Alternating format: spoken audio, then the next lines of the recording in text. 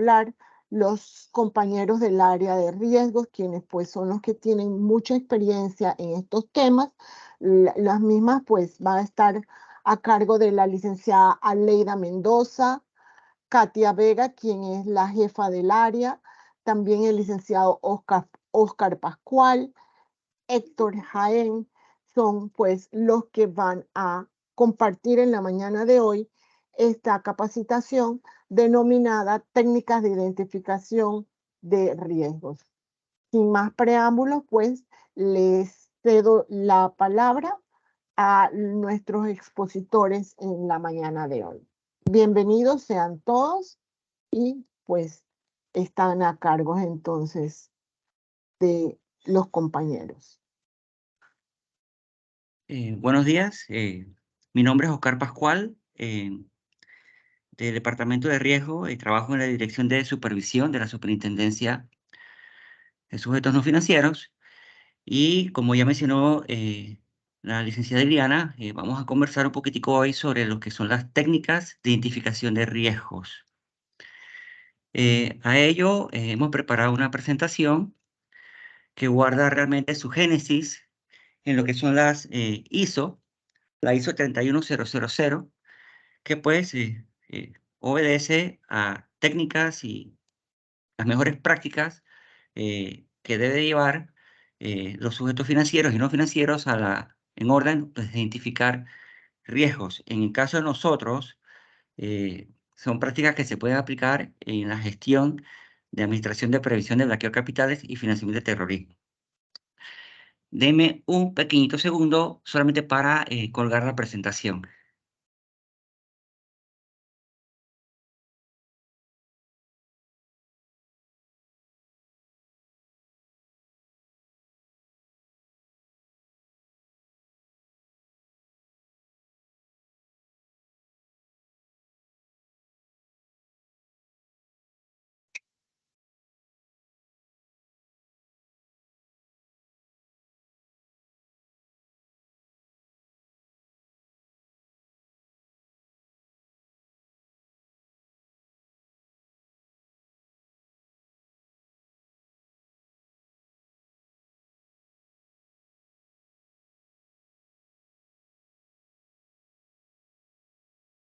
Ok, si he hecho esto bien, técnicamente la presentación se debe estar viendo en este momento. Solo le pido a alguien que me ponga una manito o algo para yo estar Sí se seguro ve. que... Ok, vale, fenomenal. Ok, como mencioné hace unos segundos, en la mañana de hoy vamos a hablar de técnicas para la identificación de los riesgos.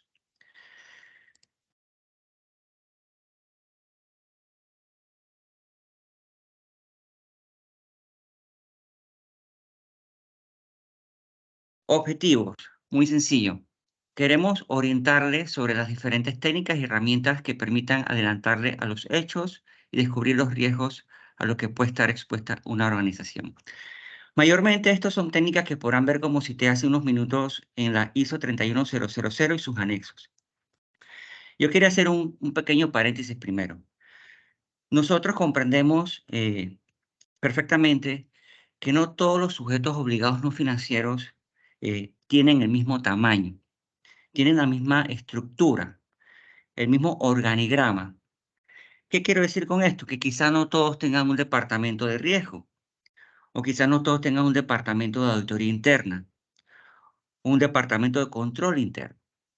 Sin embargo, indistintamente quiénes son las personas que están representando sus entidades, es muy importante que inicien a familiarizarse con estos términos y definiciones que cita esta norma. Esta norma, si no es cierto, no está resguardada en una ley como tal. Sí nos da los mínimos elementos que necesitamos todos nosotros los sujetos obligados no financieros y dicho sea paso los financieros para identificar riesgos. Y eso es muy importante. ¿Por qué? Porque difícilmente van a poder ustedes gestionar riesgo si no los pueden identificar. Y estas láminas que vamos a presentar en sucesivo, no es más que eso. Hemos traducido estos textos de ISO en un lenguaje un poquitico más comprensible, para que puedan tener los elementos, tips, herramientas para identificar los riesgos en materia de prevención de blanqueo de capitales y financiamiento del terrorismo. Y aquí está, la ISO 31000 es la norma de referencia en gestión de riesgos y su anexo, que deja técnicas para identificar, evaluar y el tratamiento de los riesgos en la organización. Lo que se busca es que esto lo administre el gerente de los departamentos de riesgo. Pero como ya mencioné, se comprende que no todos los sujetos obligados, por su tamaño y su por complejidad, quizá tengan esta figura. Pero eso no discrimina el hecho de que las personas que representan sus organizaciones, o en el caso de los sujetos obligados, digamos que se ve mucho en el caso de los profesionales, los agentes residentes, que podrá haber algunos que trabajan solos o quizá con un solo socio, eh, no puedan mirar estos textos e ir conociendo estos instrumentos. Es muy sencillo. Para buscar estos textos directamente por parte de ISO, lo único que tienen que hacer es buscar un motor de búsqueda y buscar en la página web www, me parece que es iso.org. Y ahí hay toda una serie de docencia en materia de identificación de riesgos. Pero bueno, sin ánimo de ser redundante, como les mencioné, hemos traducido esos textos a una presentación un poquito más, digamos, amigable para que pueda ser de mayor provecho. Entrando en materia, como he dicho, no se puede administrar o gestionar riesgos si no se identifican primero los riesgos. ¿Qué técnicas ustedes pueden utilizar? Y esto, ojo, esto lo menciono muy responsable, indistintamente de su tamaño. Las técnicas clásicas. Si ustedes van a iniciar un negocio, van a iniciar una industria que es un sujeto obligado no financiero y van a arrancar de cero, por así decirlo, a sabiendas del hecho que es supervisado en materia de prevención de mercado de capitales, tienen que iniciar bajo el supuesto de dónde estamos nosotros realmente en materia de controles, en materia de prevención de mercado de capitales. Entonces, la técnica clásica es muy importante. Está el uso de los cuestionarios. Me atrevo a decir que, si no todos, la mayoría de ustedes ya ha recibido un formulario que se llama formulario extracito. Y ese es un cuestionario muy sencillo que la superintendencia les hace llegar a los sujetos obligados no financieros con una serie de preguntas. Tiene pues una serie de acápites. El primero es muy sencillo, que son datos generales. Y en lo sucesivo hace unas preguntas muy puntuales. Preguntas tales como, ¿tienes políticas de prevención? El tipo de clientes que estás manejando, si has capacitado a tu personal y demás y demás. ¿Qué se busca con esto? Tener una primera radiografía de realmente conocer dónde están ustedes en materia de prevención.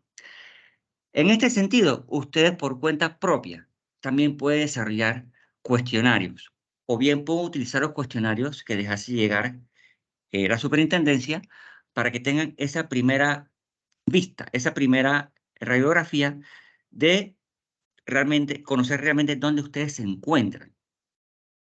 Y ahí van identificando ciertos riesgos. Por ejemplo, si el cuestionario que ustedes tengan a bien utilizar les hace una pregunta como, ¿tienes manual de cumplimiento? Y no lo tienes, eso significa que identificaron un riesgo importante.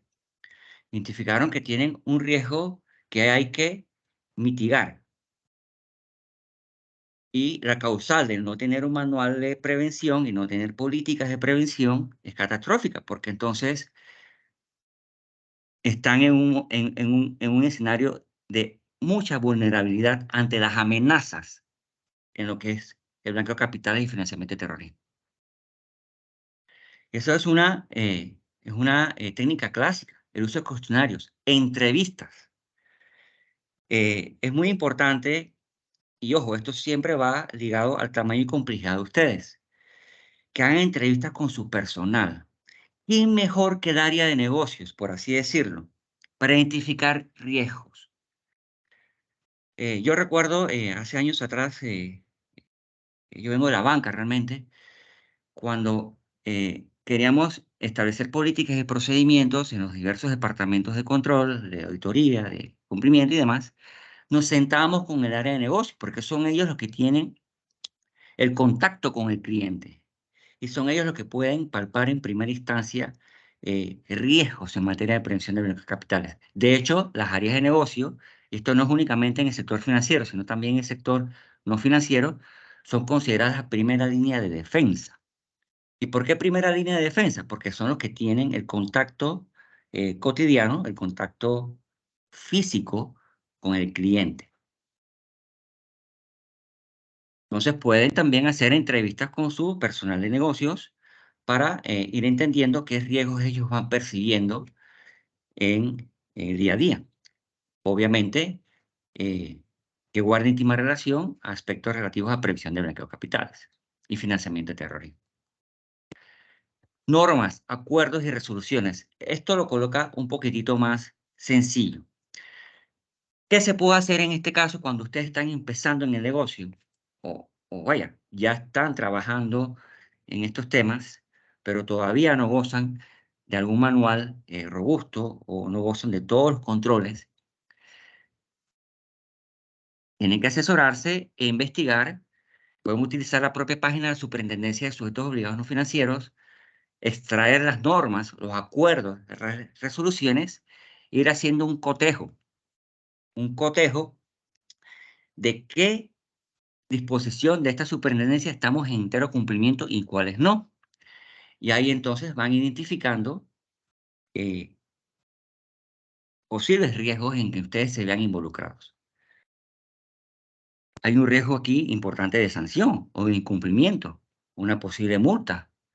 Si yo identifico que la superintendencia me brinda a mí una obligatoriedad de hacer una debida diligencia a clientes de alto riesgo y yo no lo tengo en el manual, tengo una vulnerabilidad importante que atender. Por otro lado, también tengo un incumplimiento que atender. Entonces tengo ahí varias cosas. Tengo riesgo legal, tengo riesgo de sanción, riesgo reputacional, y así en lo sucesivo va identificando riesgos. En lo particular, puedo recomendar que estas técnicas clásicas son muy eficientes para poder identificar riesgos en materia de prevención de blanqueo de capitales. Son cuantificables y son medibles. Las analíticas. Las analíticas guardan íntima relación a los cuestionarios y entrevistas, porque ahí uno se va a identificar realmente cómo están mis procesos. Tienen que revisar sus procesos. Tienen que verificar si sus procesos realmente son lo suficientemente rigurosos para cubrir las vulnerabilidades de sus productos y servicios. Hay algo muy importante que mencionar aquí. No todos ustedes ofrecen los mismos productos y servicios. No todos ustedes tienen las mismas carteras de clientes o obedecen el mismo segmento del mercado. No todos ustedes atienden personas de las mismos países. Quizá algunos de ustedes solamente se concentren en personas locales. Quizá veo que aquí no se escucha. ¿No se escucha?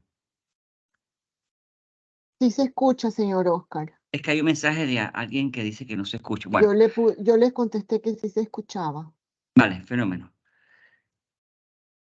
¿Y qué quiero decir con esto?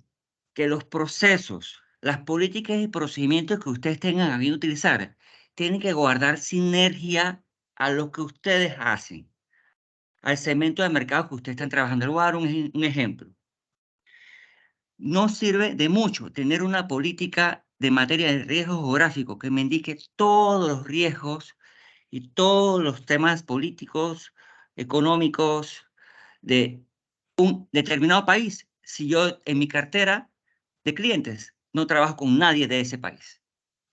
Las políticas y procedimientos tienen que guardar sinergia, tienen que ser el espejo de los productos y servicios que ustedes estén ofreciendo. Podrá haber sujetos obligados que quizá por su tamaño no atiendan personas jurídicas, solamente atiendan personas naturales. ¿Qué quiere decir con esto? Que sus análisis, sus procesos vigentes tienen que tener el alcance al segmento de mercado que ustedes están trabajando. Si bien es cierto, no es todo el tiempo, sí se han observado casos en donde nos han presentado manuales, políticas de procedimientos muy robustos, pero cuando los cotejamos con los productos y servicios que realmente ofrece el sujeto obligado, no hace sinergia, no tiene sentido.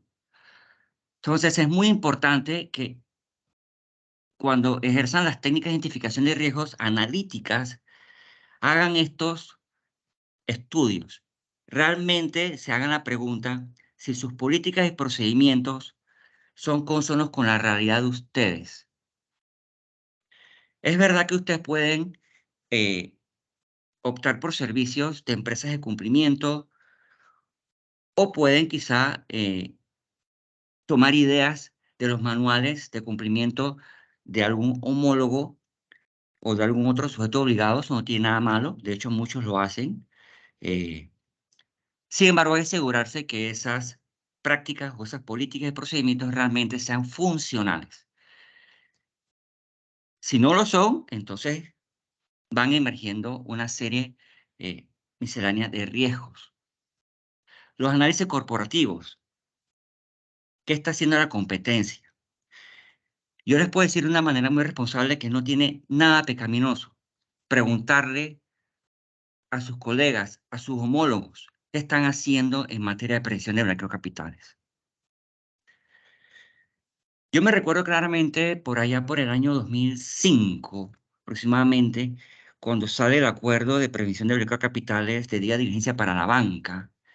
Se me escapa el número, no recuerdo, creo que era el 10, en donde le daba la autoridad a los bancos y toda una serie nueva de pautas y de disposiciones en materia de debida diligencia, y que era de incumplimiento, si no me recuerdo, en 60 días. Muchos de los bancos nos reunimos para ver cómo podíamos abordar estas disposiciones. Eso no tiene nada de malo. Claro está, como lo mencioné hace unos minutos atrás, no tiene ningún sentido que yo agarre manual de un homólogo, en caso de un abogado, amigo, si manejamos distintos apetitos de riesgo. Pero sí vale la pena mirar qué está haciendo nuestros pares, porque estamos hablando de riesgo de presión de blanqueo de capitales, no estamos hablando de robar un cliente, estamos hablando de administrar la gestión de prevención de blanqueo de capitales y financiamiento de terrorismo, que es una obligatoriedad que tenemos todos por igual. Las técnicas creativas, talleres de trabajo, reuniones con los colaboradores, lluvias de ideas. Como ya lo mencioné, trabajar con grupos de trabajo sectoriales, trabajar con otras personas que estén en nuestro mismo sector. Caso de Zona Libre, por ejemplo. Zona Libre administra más o menos los mismos riesgos. Hay un riesgo muy importante en Zona Libre que es el comercio exterior. Entonces, no tiene nada de malo mirar cómo está abordando el riesgo de blanqueo de capital y financiamiento de terrorismo nuestros pares, ya que estamos en el mismo territorio y manejamos, dicho sea de paso, más o menos los mismos productos. Quizás podemos trabajar quizás hasta con los mismos países, con las mismas contrapartes. Y es importante ver, buscar las maneras de mirar qué está haciendo nuestros homólogos. Claro está, esta superintendencia también está para trabajar esto de la mano con ustedes. Entonces, de manera general, en lo que conlleva técnica de identificación de riesgo, por haber otras, esto no tiene límite, las normas ISO tienen otras más, pero para resumirle esta lámina, podemos decir que la utilización de cuestionarios es extremadamente importante. Cuando la superintendencia les haga llegar los FODE, en lo sucesivo se manejará un cuestionario de autoevaluación complétenlo a criterio, de una manera humilde. ¿Por qué? Porque eso les va a servir a ustedes mismos. No son cuestionarios que hay que completar para satisfacer un requerimiento de regulador. Estos son cuestionarios que realmente son construidos y fabricados para que les sirvan a ustedes mismos. Revisen cómo están sus procedimientos. Un tip que le puedo dar: un sujeto obligado no financiero que esté trabajando con clientes locales, clientes extranjeros, y sea un sujeto obligado que ya tenga 7 años en el mercado, y al sol de hoy no tenga una sola transferencia inusual o ningún solo reporte que hacer a las autoridades, puede que sea cierto, pero me parece que es un hecho relevante o un detonador para revisar sus procesos. Es muy importante que revisen constantemente sus procesos. Los manuales de prevención deben de ser revisados todos los años. Los riesgos van cambiando. Los riesgos allá afuera de prevención de blanqueo de capitales van cambiando. Los criminales van buscando metodologías nuevas para blanquear dinero o financiar terrorismo. En ese sentido, nosotros como sujetos obligados no financieros también tenemos que hacer una revisión de nuestras políticas internas constantemente. Y por qué no, como lo mencioné hace un rato, conversar con nuestros homólogos. Cuando estaba en la banca, me acuerdo claramente que nos reuníamos en la asociación bancaria, los oficiales de cumplimiento, y compartíamos muchos procesos que nos pudieran servir a uno al otro. Claro está, siempre acomodándolos a nuestro tamaño y complejidad.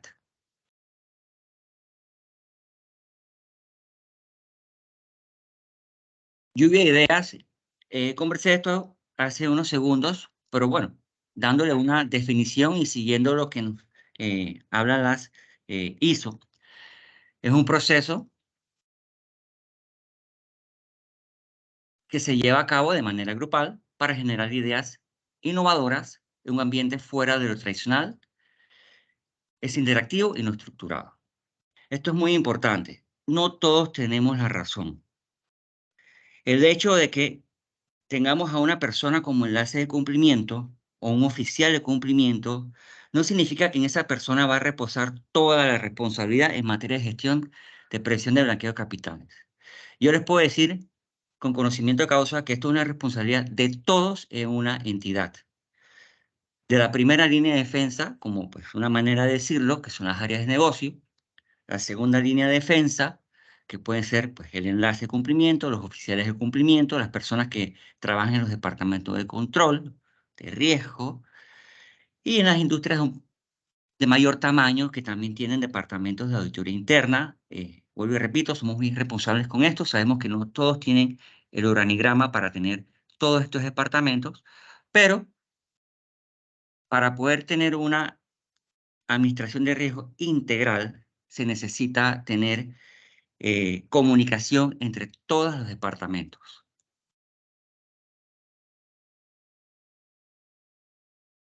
Y esta práctica es importante. Las lluvias de ideas. Hay que obtener ideas de todas dentro de una institución. Cuando ustedes hagan las mesas de trabajo, estos elementos son realmente importantes.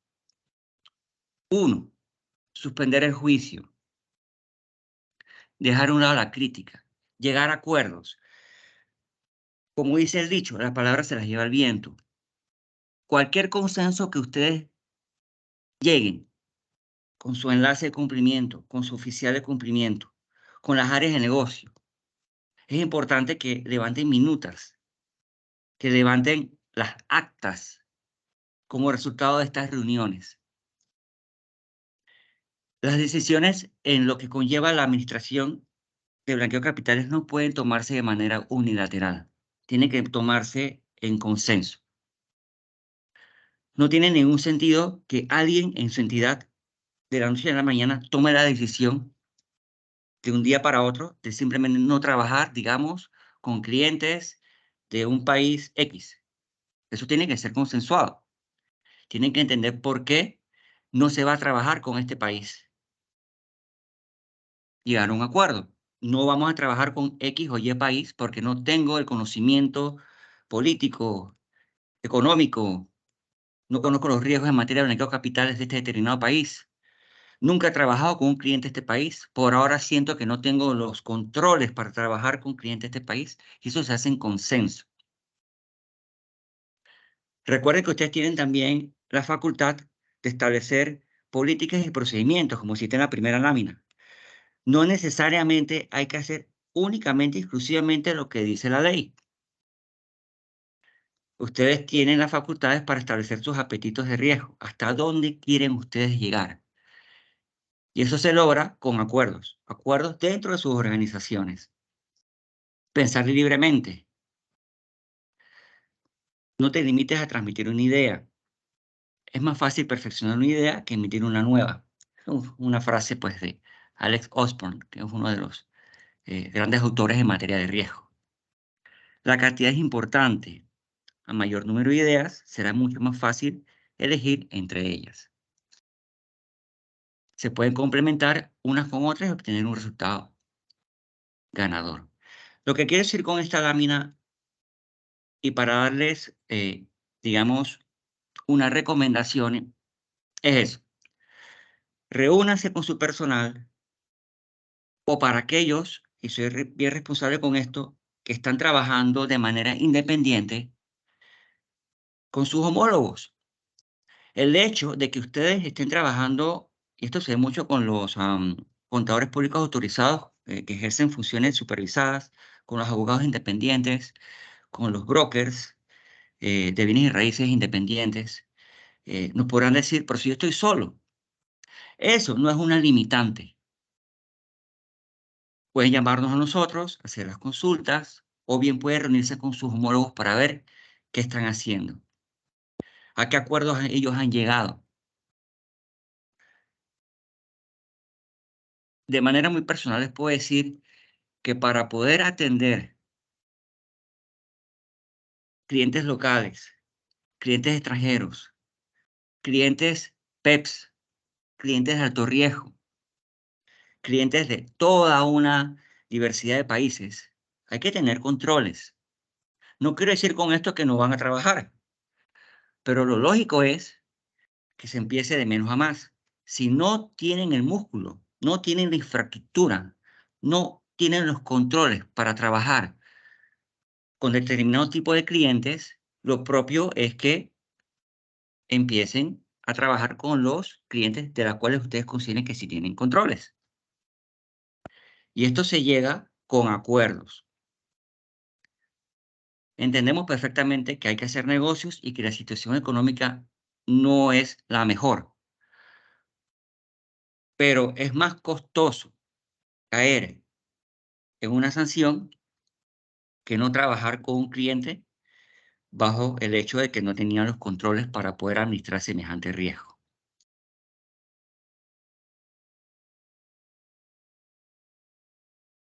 Escenarios.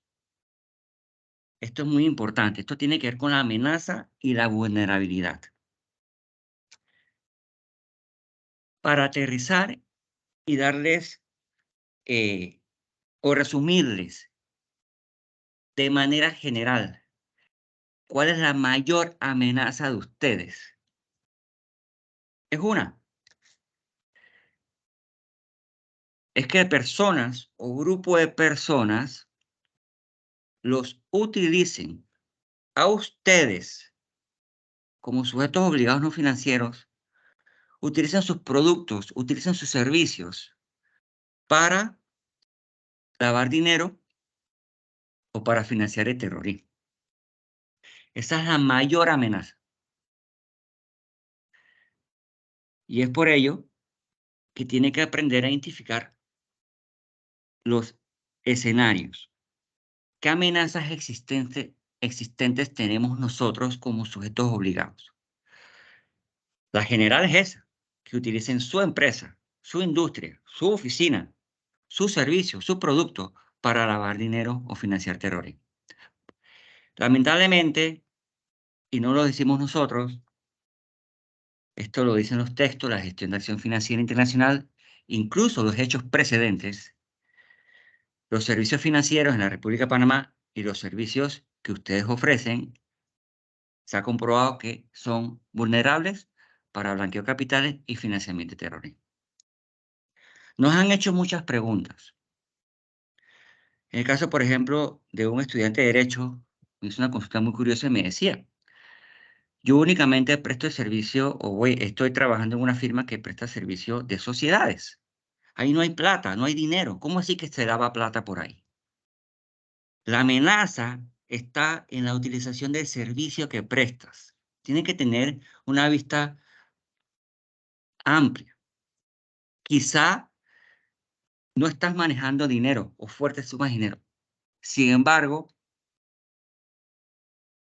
¿cómo el criminal quiere encubrir sus fondos? ¿A través de abrir una cuenta en un banco a título de persona natural? ¿O le es más fácil encubrir al beneficiario final de esos fondos con una persona jurídica? ¿Y quién es la persona que materializase la apertura de esa sociedad? Es un agente residente.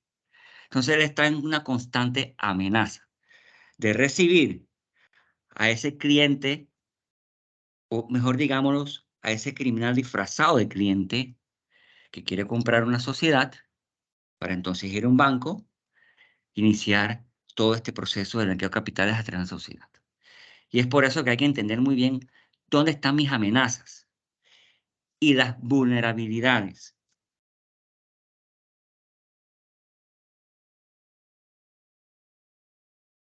Si nos queremos ver esto de una manera un poquito más específica, podríamos encontrar amenazas en determinados productos o en determinados servicios. Es probable que como sujeto obligado tenga muy bien trabajado mis controles en el segmento del mercado de las personas naturales. Tengo unas políticas muy robustas, me queda muy claro qué le voy a pedir en los requisitos, me queda muy claro qué países yo voy a atender para estas personas naturales. Sin embargo, es probable que no tenga muy claro cómo administrar el riesgo de prevención de mercado de capitales para el caso de las personas jurídicas. Entonces, ¿qué quiere decir con esto? La amenaza con mi cartera de persona natural quizás sea menor que en el caso de mi portafolio en clientes personas jurídicas. Y es por eso que deben conocer muy bien, entonces, qué controles van a aplicar en ambos casos. El común denominador en lo que es amenaza de vulnerabilidad están los controles. Entre menos controles yo tenga, más vulnerable soy. Y al ser más vulnerable, la amenaza es mayor. Es una ecuación bastante sencilla de entender. Y lo que quiero decir con esto es, tienen que aprender a comprender los distintos escenarios, las amenazas, los factores de vulnerabilidad asociados a cada amenaza y entender cuáles serían los daños y pérdidas. ¿Qué tipo de eventos pueden afectarnos? ¿Cuál es el origen de dichos eventos? La frecuencia. Tenemos transacciones inusuales. ¿Cuántas veces ocurren estas transacciones inusuales? ¿Cómo nos afecta esto en el caso de que se materialice de inusual a sospechosa? Lo que quiero decir con esto es que la amenaza no solamente general, la van a ver en los productos y servicios que ustedes ofrezcan. Por ejemplo, en el caso de Zona Libre, me gusta mucho dar el caso de Zona Libre porque es un sector que trabaja con muchos países. Si las empresas que trabajan en el sector de Zona Libre no tienen bien claro, no tienen bien establecido cómo es su política de riesgo geográfico. Eso los hace vulnerables. Entonces, la amenaza de que se les cuele por ahí algún cliente de un país o una persona o un grupo de personas que está sancionado por la ONU, por decir pues, una de las listas restrictivas, es mayor. ¿Cómo ustedes se encontrarían seguros de que esa mercancía que venden no cruza por países sancionados? Porque es muy probable que se conozca el punto A y el punto final de la venta. Pero si no tenemos una política clara en materia de riesgo geográfico, puede que esa mercancía pase por países sancionados o por personas o por grupos de personas sancionadas y sobre la marcha puede que nos encontremos en un gran dilema. Productos y servicios. Nos hace vulnerables, como ya mencioné, no tener los controles para no solo un producto, para todos los que ofrezcamos. O en caso de sujetos obligados que trabajan con varios servicios también. Efectivo. Efectivo es otro de los temas que hay que mirar bien. No se trata únicamente de hacer ese reporte de transacciones de efectivo a la UAF por encima de los $10,000 y demás. Sino se trata de tener los controles, de saber preguntarle al cliente de dónde obtuvo ese dinero en efectivo. Hay que tener mucho olfato. Sabemos que muchas operaciones se pueden materializar en efectivo y el efectivo proviene de personas o grupos de personas que la propia naturaleza de sus negocios conlleva el manejo de efectivo. Sin embargo, hay que hacer preguntas. ¿De dónde se obtiene semejante suma de dinero efectivo? ¿Por qué? A sabiendas de que hoy día hay tantos mecanismos electrónicos para pagos y cobros, ¿por qué se está utilizando efectivo? Entonces tiene que tener en sus manuales y sus políticas y sus procedimientos los controles en materia del uso de efectivo. ¿Qué puede ser un control? Algo muy sencillo. Yo voy a aceptar de mis clientes hasta tanto en efectivo. Luego de ahí, yo voy a hacer preguntas adicionales. Montos pequeños, quizás no los voy a cuestionar. Montos altos, sí los voy a cuestionar. Y distintamente, no se traten de cuantías reportables a la UAF.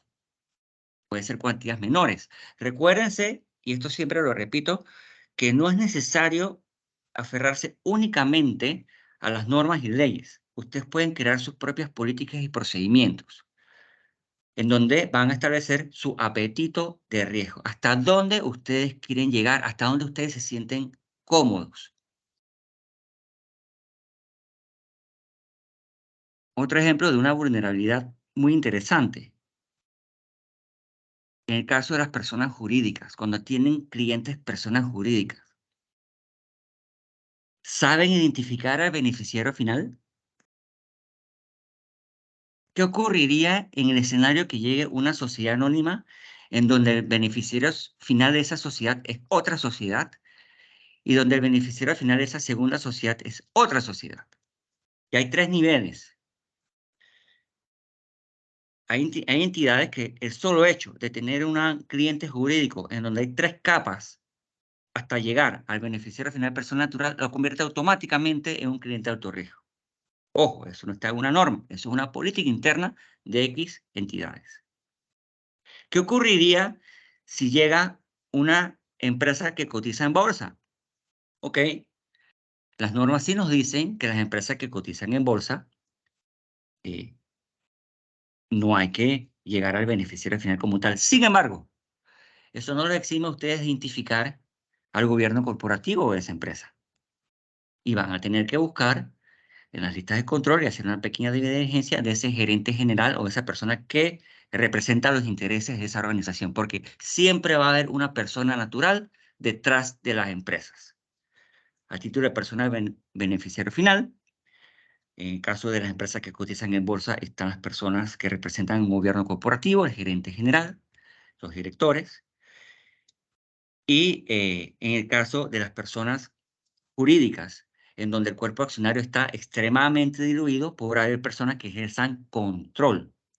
Entonces, si ustedes no tienen las herramientas necesarias o el personal idóneo para poder identificar al beneficiario final en estos escenarios, tienen un riesgo importante que gestionar.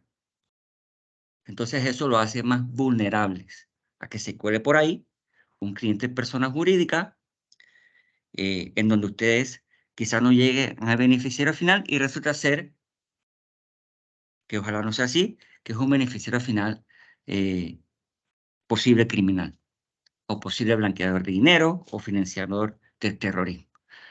Entonces lo que quiero decir con esto es que tienen que estudiar todos los escenarios que ustedes estén viviendo en el día a día para poder identificar qué controles van a utilizar para poder mitigar esos riesgos. Y una vez más, es la ecuación. Mayor control los convierte menos vulnerables a que las amenazas sean mayores.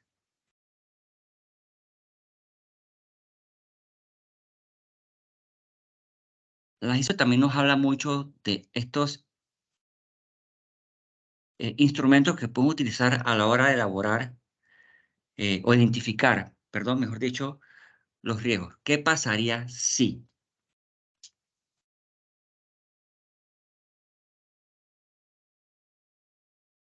Y tienen que hacerse muchas preguntas cuando hagan sus reuniones de trabajo.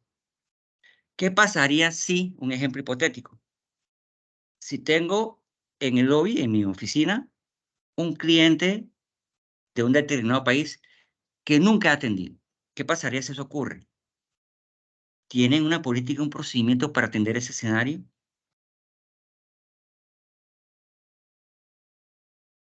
¿Qué pasaría si tengo un cliente, o término correcto, un prospecto cliente, que se abstiene de dar cierta información?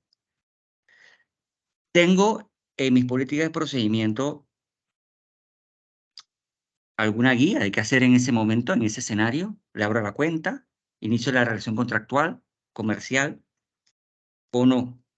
Porque si no tiene nada escrito, es muy probable que su ejecutivo de ventas diga, bueno, me traes la información después y vamos a empezar la relación comercial. Error. Deben de tener políticas y procedimientos en todos estos escenarios. ¿Qué pasaría si no capacito a mi personal? ¿Qué pasaría si no tengo un manual? ¿Qué pasaría si me sancionan? Eso le llaman en inglés los if. Cuando ustedes hagan sus reuniones de trabajo con su personal, tienen que, en la etapa lluvia de ideas, hacerse todas estas preguntas. ¿Qué pasaría si tengo un cliente o un prospecto cliente que sale en listas restrictivas o listas de control? ¿Le abro la cuenta? ¿Tengo esa capacidad? ¿Qué pasaría si tengo un cliente que me trae una cédula que parece como que falsa?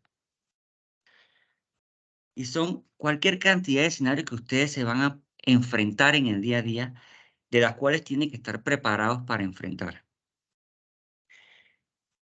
Y la mejor mitigante, el mejor instrumento que ustedes pueden tener para todos estos escenarios es tener políticas y procedimientos.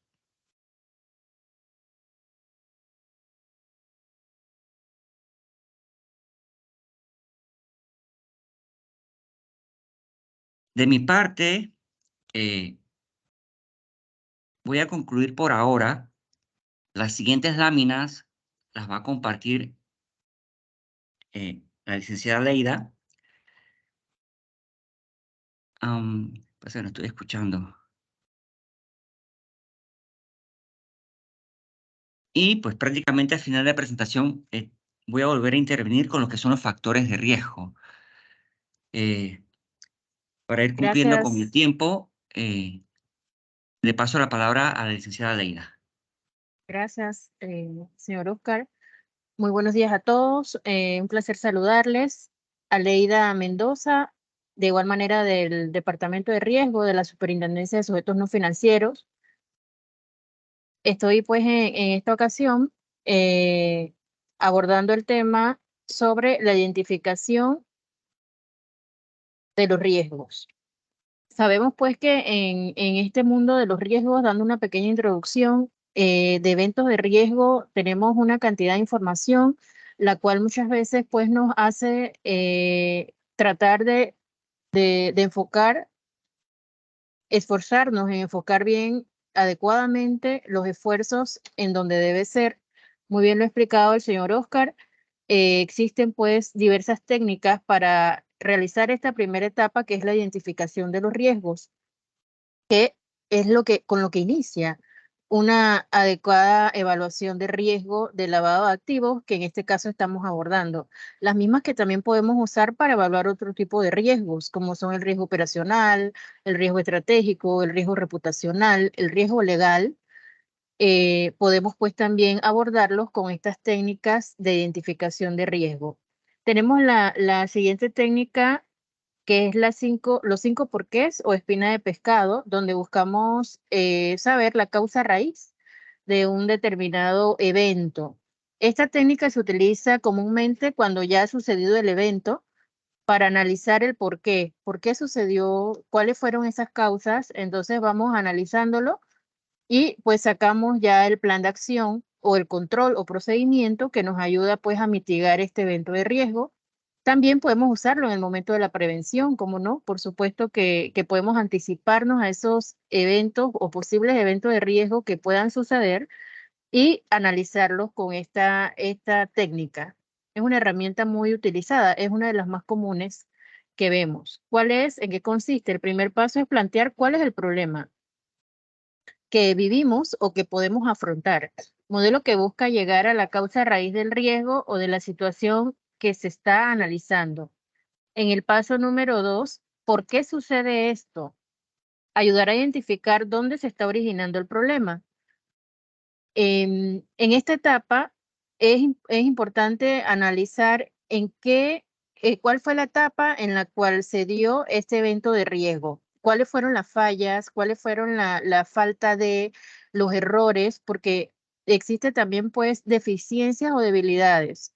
La deficiencia es no contar con cierto personal, recurso o herramienta tecnológica, y la debilidad es contar con ese personal o recurso, pero que no esté en las óptimas condiciones para prevenir pues este posible riesgo.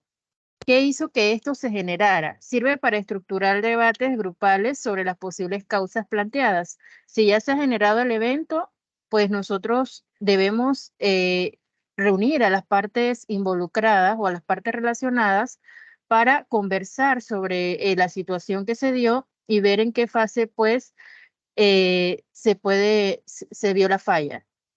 Y con esto, ¿qué buscamos? Buscamos que el conocedor del proceso nos dé sus puntos de vista y podamos generar controles que nos ayuden pues a mitigar estos eventos de riesgo. Sabemos pues que todos nosotros no estamos en la primera línea de defensa.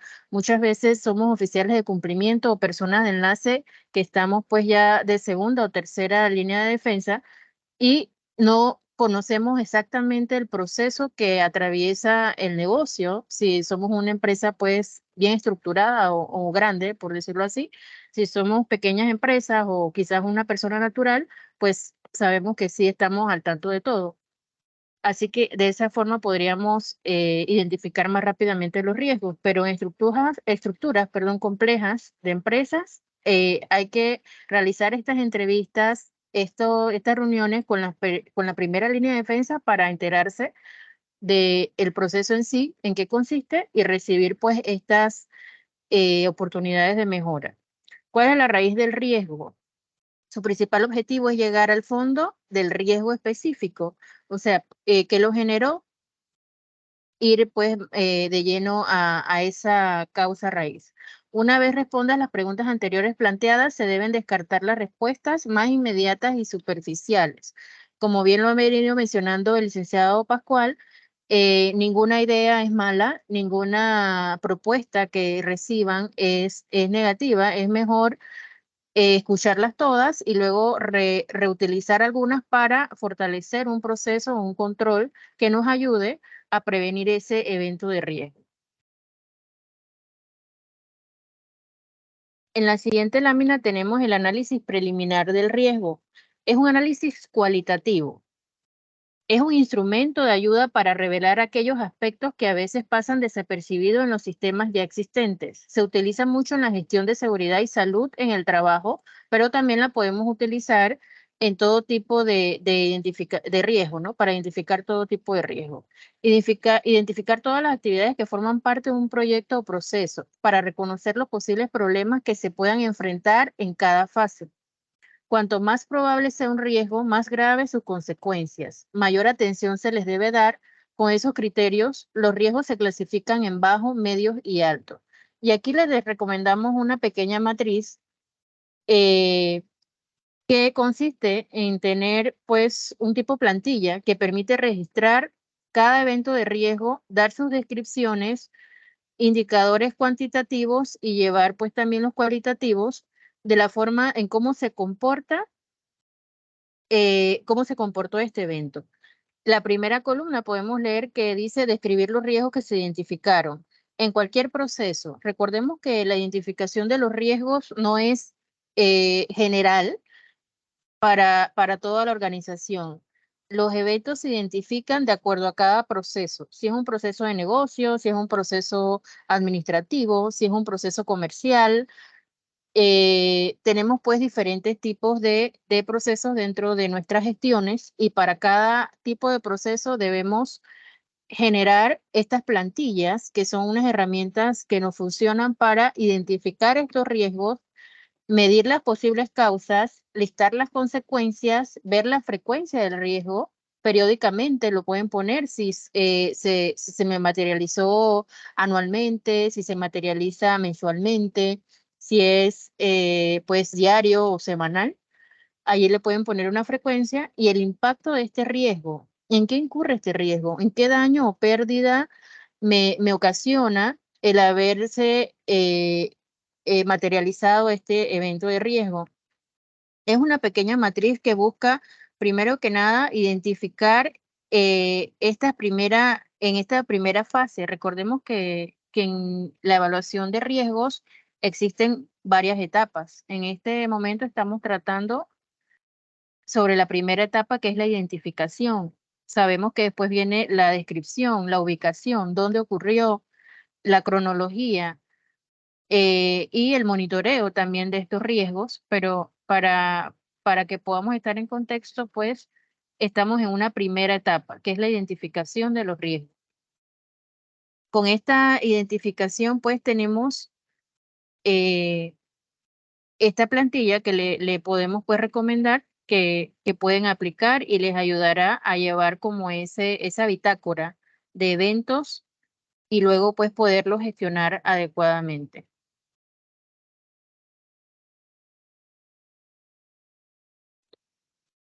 El árbol de decisión. Se trata de un diagrama de flujo que empieza con una idea principal y luego se ramifica según las consecuencias de tus decisiones. Debes partir de una situación que se podría dar o que se está dando y desde ahí empezar a revisar las posibles consecuencias que se pueden presentar. Este mapa da la posibilidad de comparar acciones entre sí según sus costos, probabilidades y beneficios. Brinda beneficios como ser útiles, permite agregar nuevas opciones a los árboles ya existentes, valor al seleccionar la mejor o numerosas opciones y se puede combinar a la perfección con otras herramientas. El árbol de decisión tiene algo pues muy importante que es una herramienta que se va actualizando y que empieza con un proceso sencillo, pero luego podemos ir insertando nuevos procesos y ver entonces los resultados pues, que nos genera. Es un análisis bastante completo donde podemos pues tener diferentes puntos de vista sobre las aristas que allí se describen. Tenemos también lo que es la lista de chequeo o verificación. Se utiliza con el fin de confirmar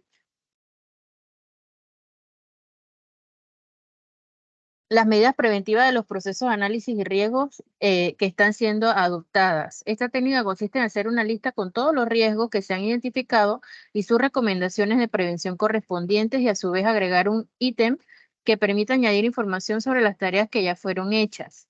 Sirven también como una herramienta estadística. Recordemos que en este análisis e identificación de riesgos, lo importante es contar con bitácoras, con datos estadísticos, históricos, que nos ayuden a poder prevenir estos riesgos. No estar siempre actuando en detección o ya pues en la etapa final, sino previniendo los eventos que ya sabemos que podemos estar afrontando en nuestro negocio o nuestra empresa.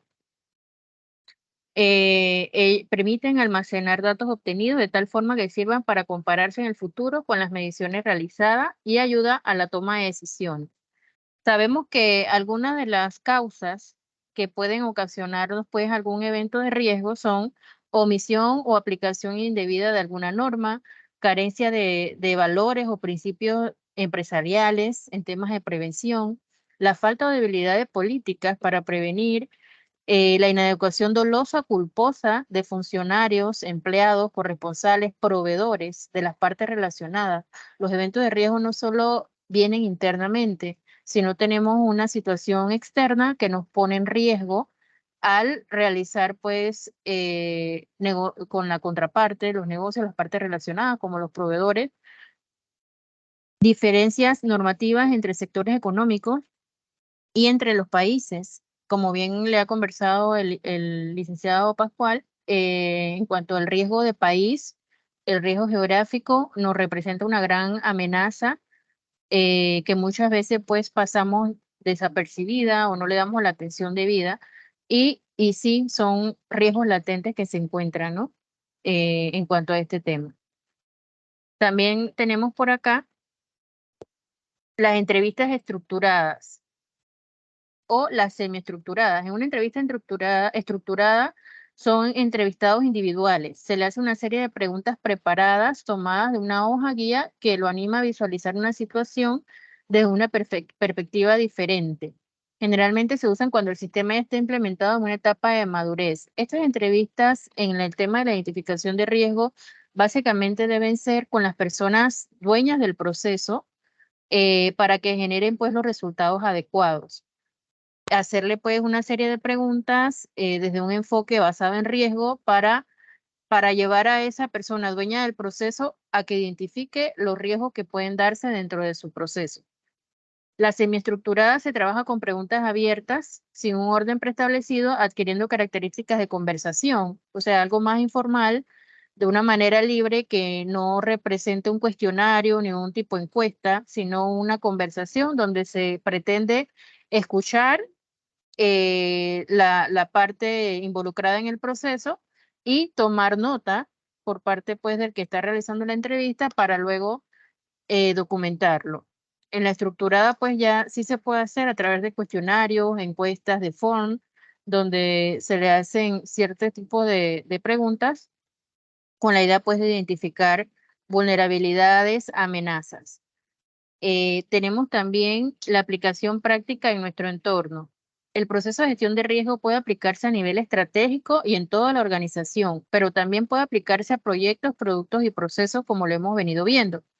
Ejemplo, ya vimos la matriz anteriormente, ahora le estamos colocando un ejemplo gráfico de cómo pueden documentarla. Donde dice describir los riesgos que se identificaron, usted coloca prestar servicios o operaciones a clientes vinculados al lavado de activos. La posible causa es no contar con procedimientos específicos para identificar y analizar operaciones inusuales. Las consecuencias, ¿cuáles pueden ser? Ser sujeto de sanciones y pérdida de reputación. ¿Cuál sería la frecuencia del riesgo? Puede ser medio alto, o sea, ¿qué tan probable es que ocurra? ¿Cuán frecuente es?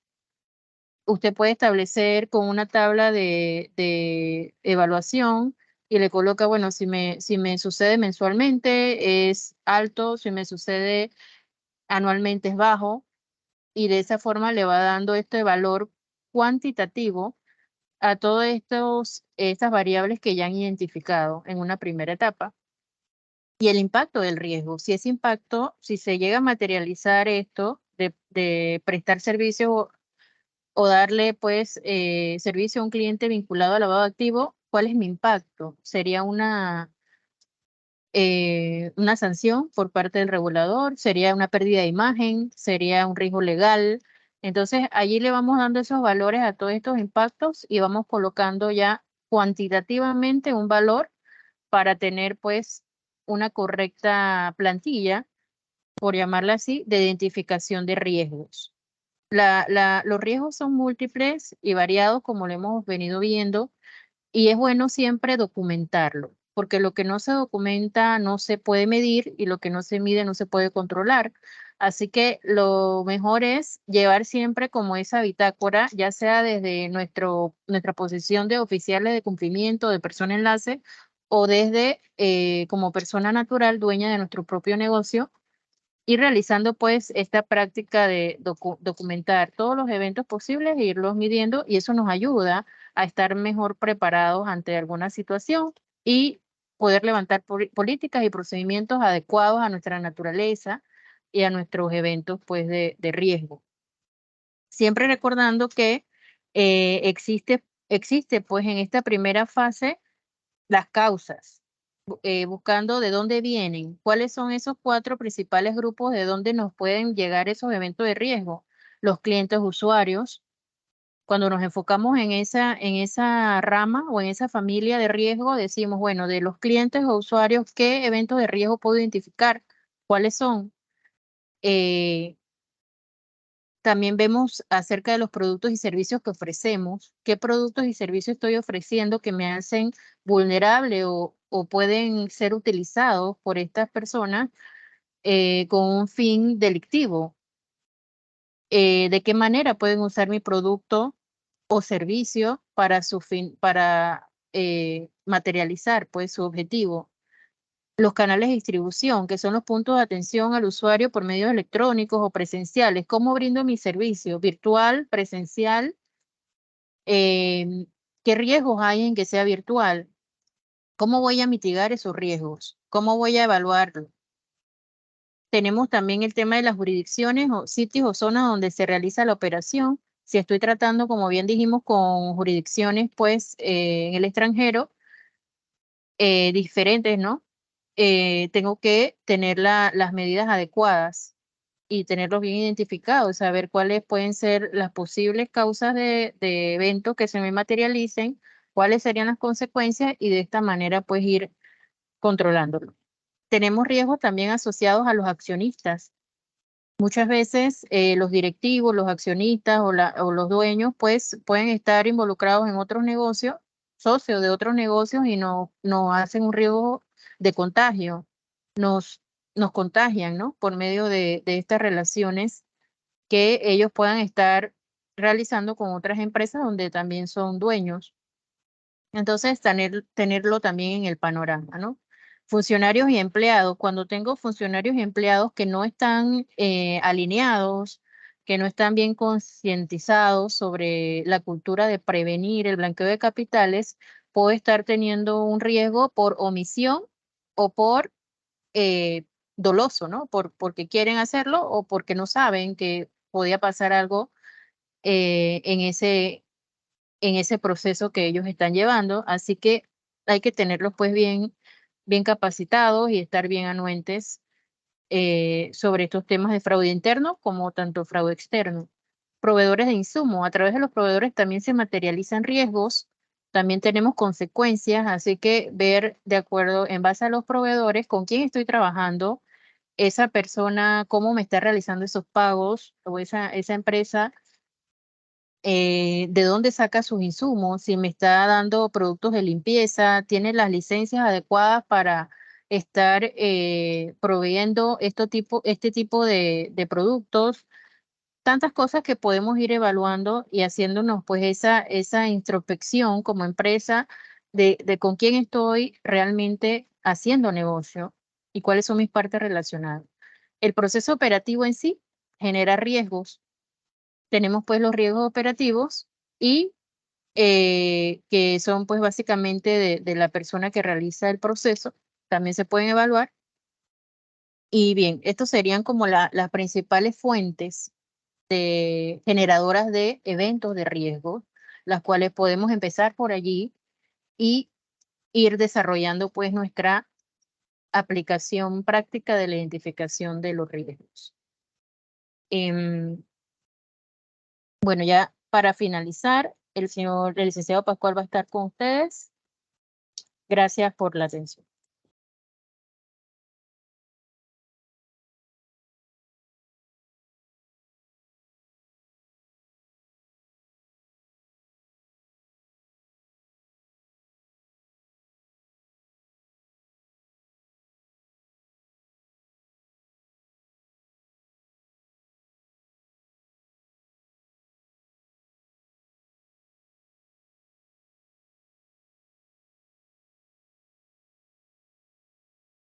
Tenía el micrófono apagado, qué pena.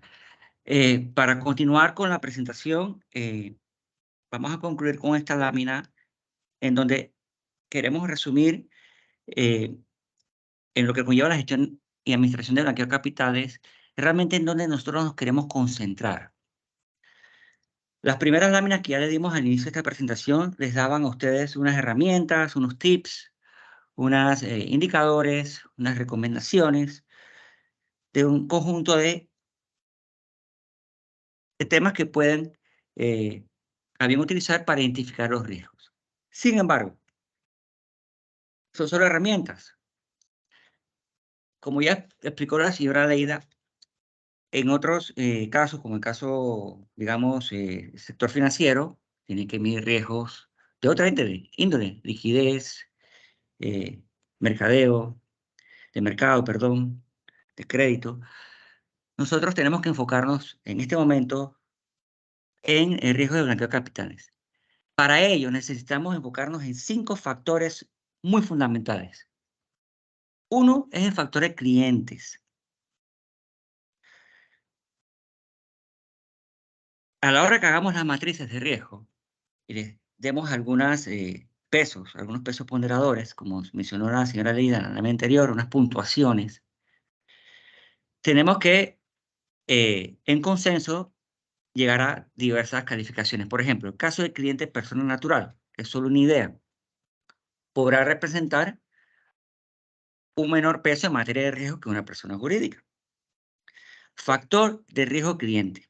Tenemos personas naturales o tipos de clientes. Tenemos clientes PEPs, tenemos clientes jurídicos. Dentro de los clientes jurídicos tenemos también distintas categorizaciones, como por ejemplo las fundaciones de interés privado, estructuras complejas.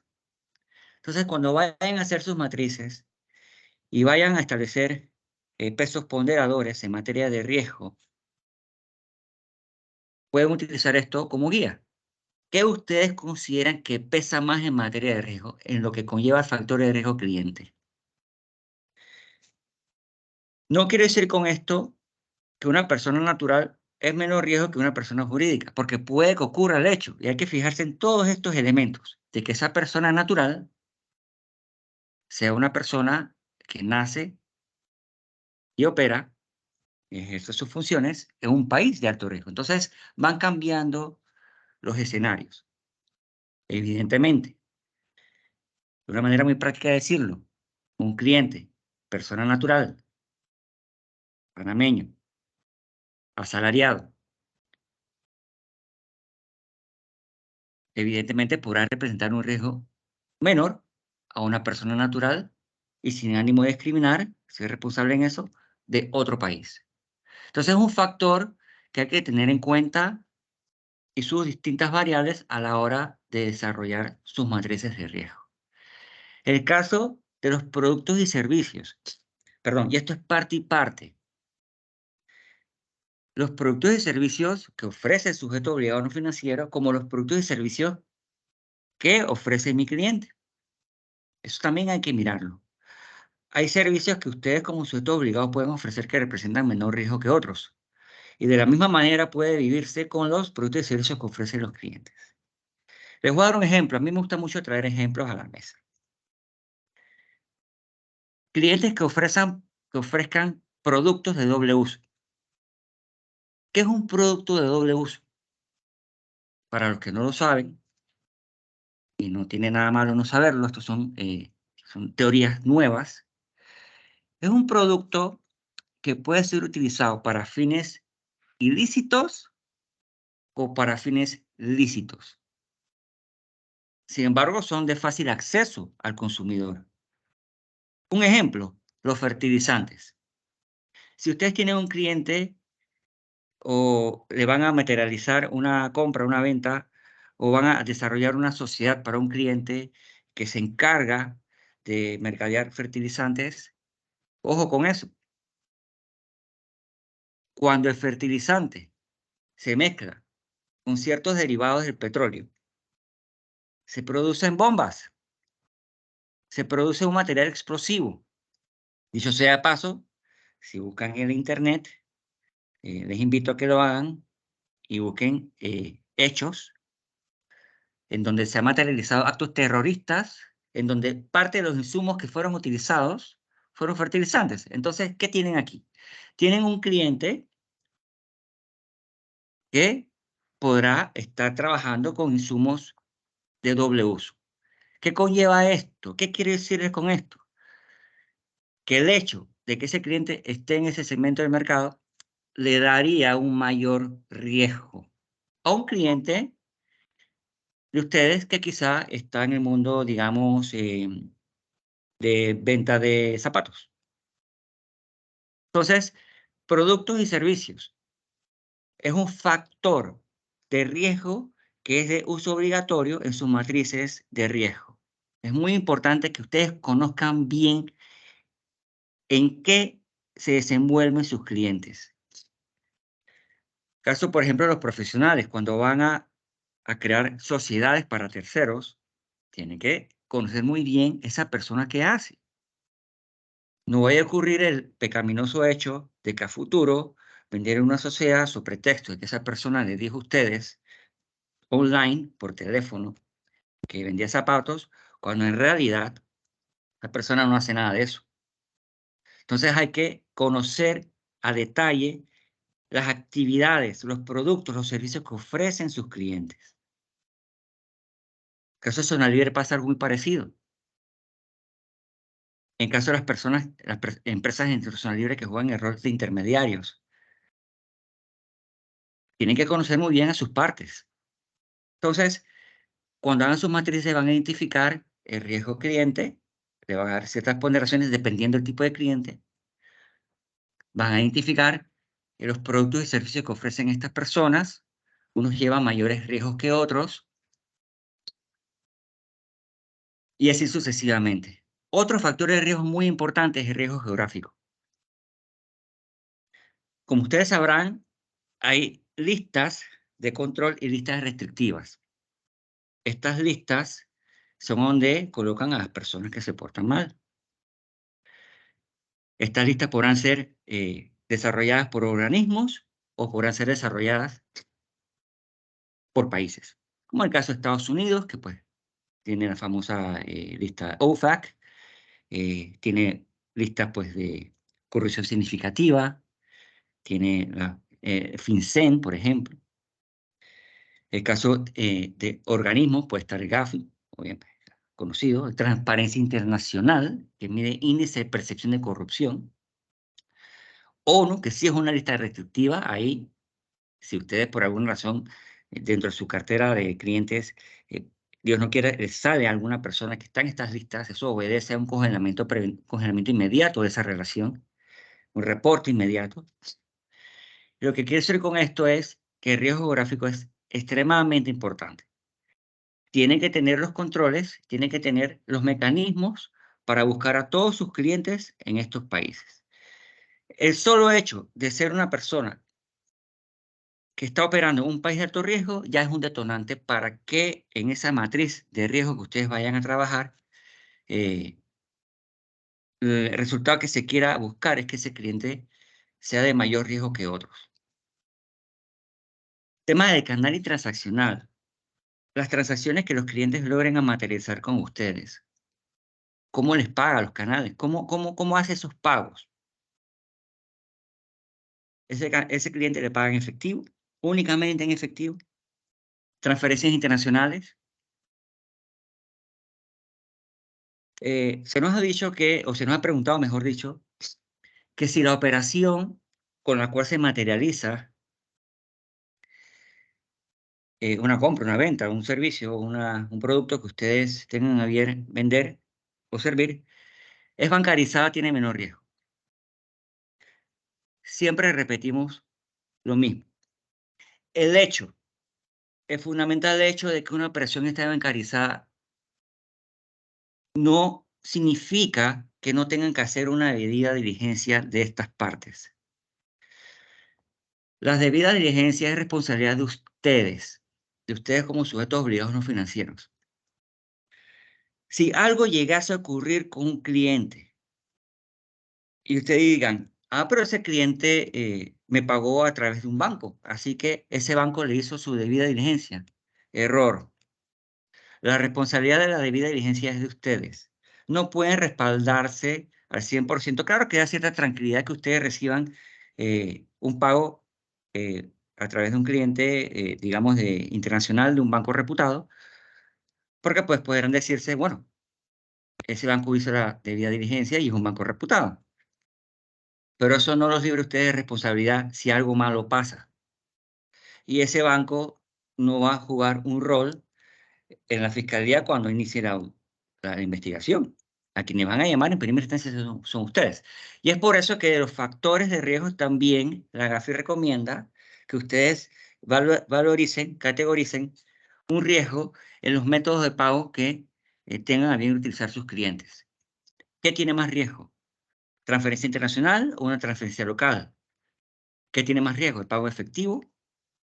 O imagínense hoy día, criptomonedas. Todo este tema de los cryptocurrency, no sé cómo decirlo, sí, las criptomonedas, los bitcoins. Ustedes aceptasen esta metodología de pagos, conocen los riesgos que hay de fondo. Entonces, cuando hagan sus matrices, nunca olviden esos elementos.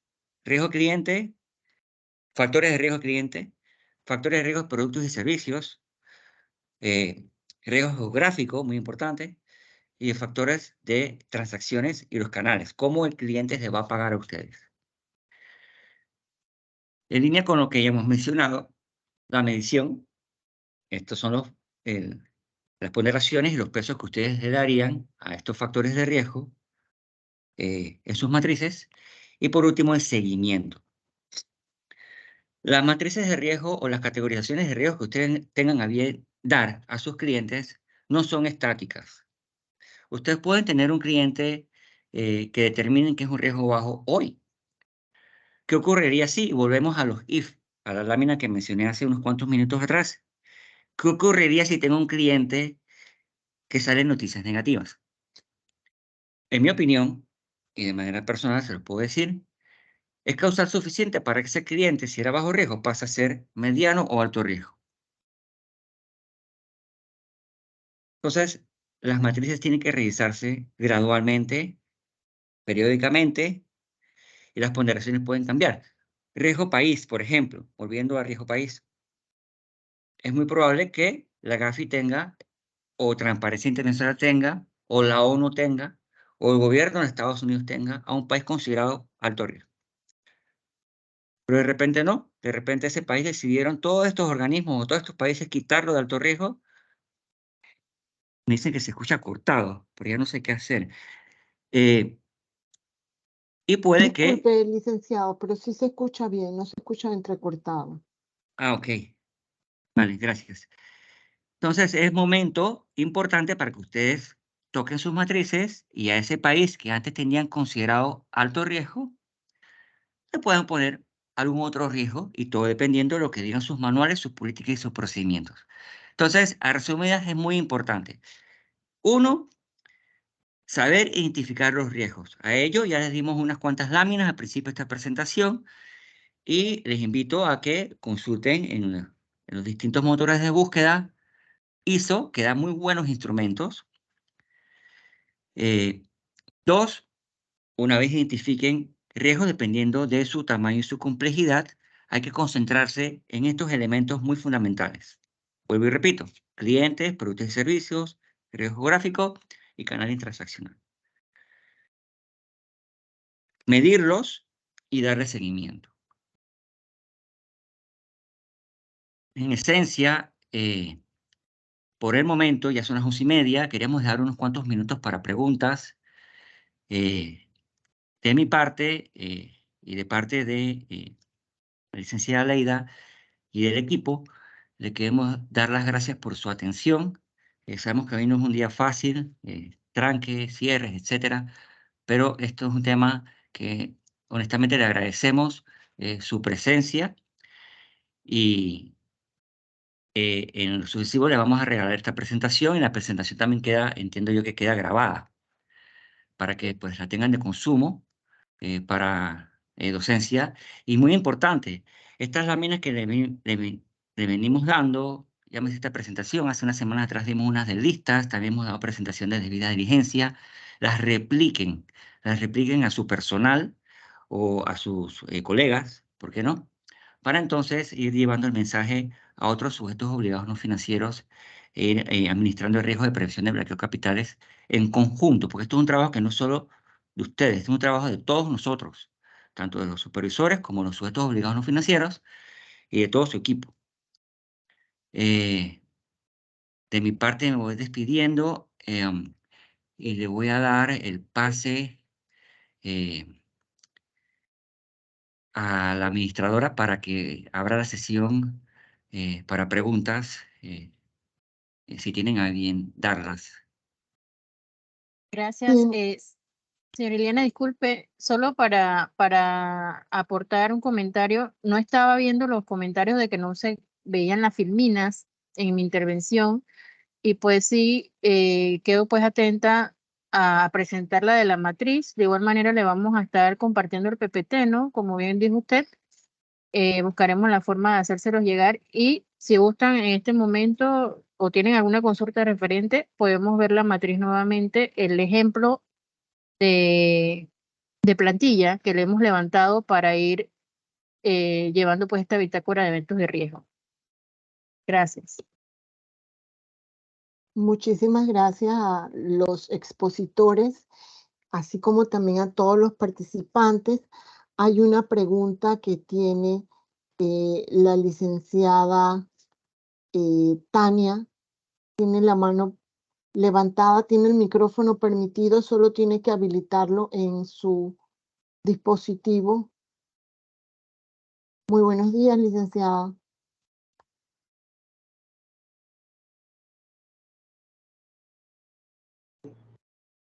Buenos días, ¿me escuchan? Sí, se le escucha clarito. Buenos días. Hola, ¿cómo están? Bueno, primero felicitarlos, estuvo muy buena la presentación, la verdad que sí, muy completa. Quería solo acotar algo, creo que al principio él lo dijo, no solamente podemos utilizar la metodología ISO, pues metodologías de riesgos hay muchas.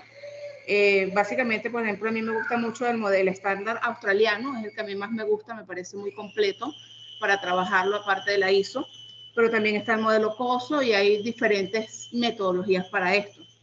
Aquí realmente lo importante es verificar que se acomoda a la empresa como tal, a cada empresa y a la actividad que realizan y sobre todo hacer las debidas diligencias. O sea, yo pienso que al final sí, es muy importante contar con las políticas, es muy importante tener el manual, es muy importante, pero lo más importante es tener identificado con quién hacemos negocio.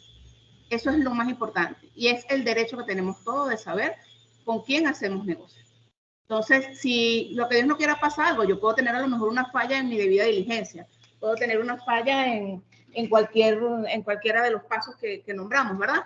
Pero si yo tengo identificado a la persona, yo hice la debida diligencia, yo busqué en la lista restrictiva, yo hice todo lo que tenía que hacer para identificar y verificar a esa persona, por lo menos yo tengo un 80% ganado porque realmente pues trabajé en eso y traté de cuidarme lo más posible. Entonces, ese era el aporte que quería hacer. Y con respecto a las filminas, cuando ya no las veo, ay, se me perdieron. La penúltima, donde se estaba hablando del riesgo que se corría y Creo que ahí falta un poquito también que no solamente identificar el riesgo y la probabilidad por el impacto, sino también cómo lo mitigamos y esa mitigación, qué impacto tiene para disminuir lo que va a ser la probabilidad por el impacto como tal.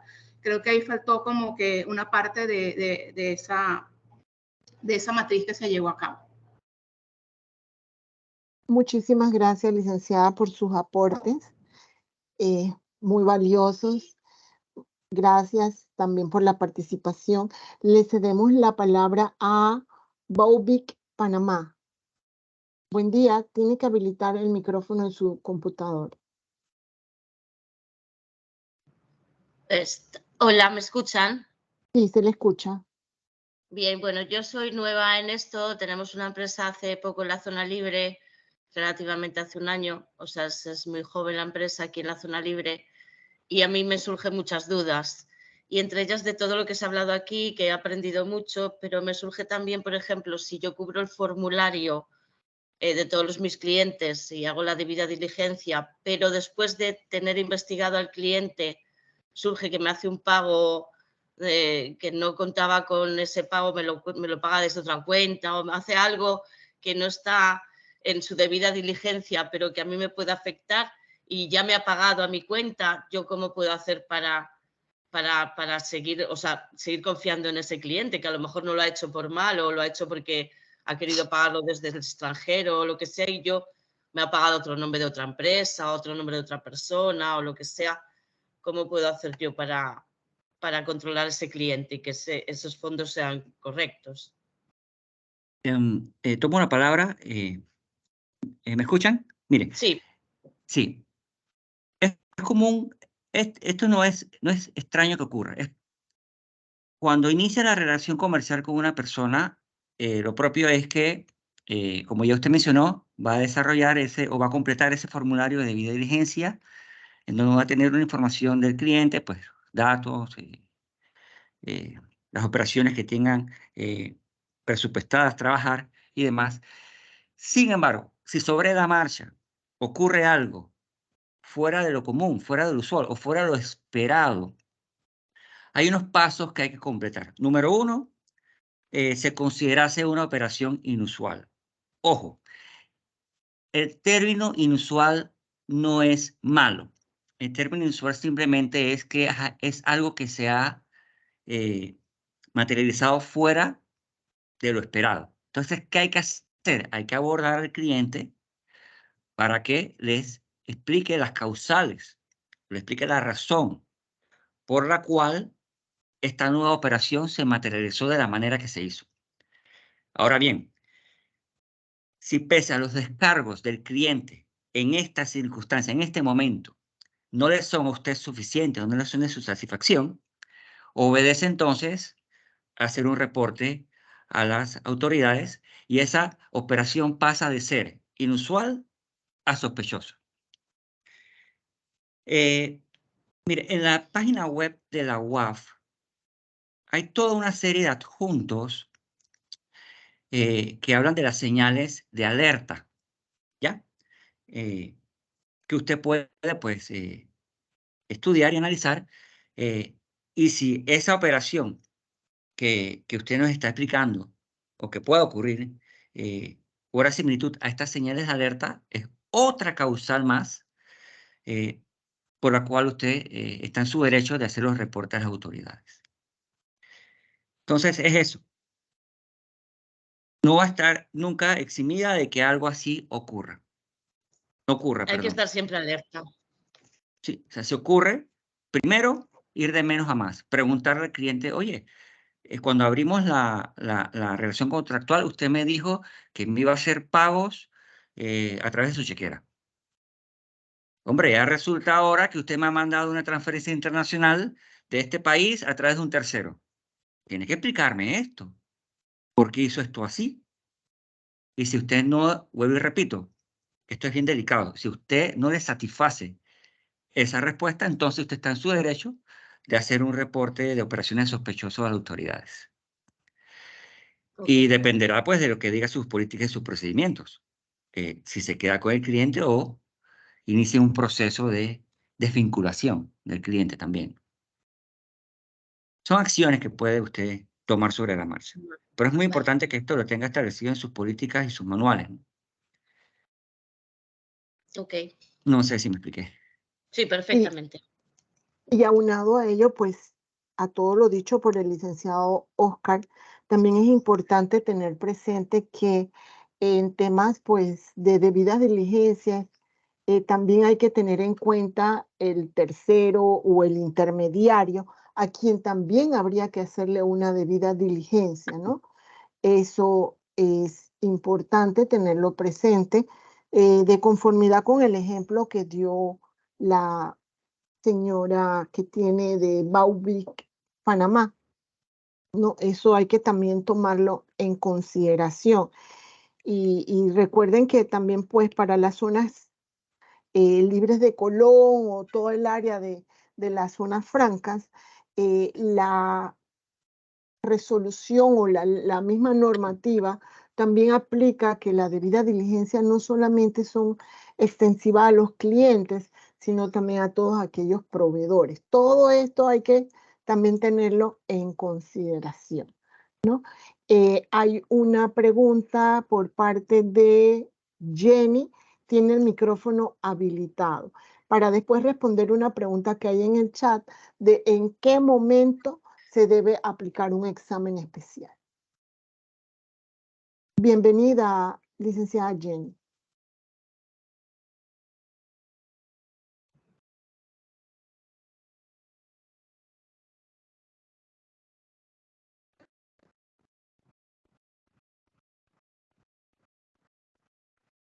En su computador es que tiene que habilitar el micrófono.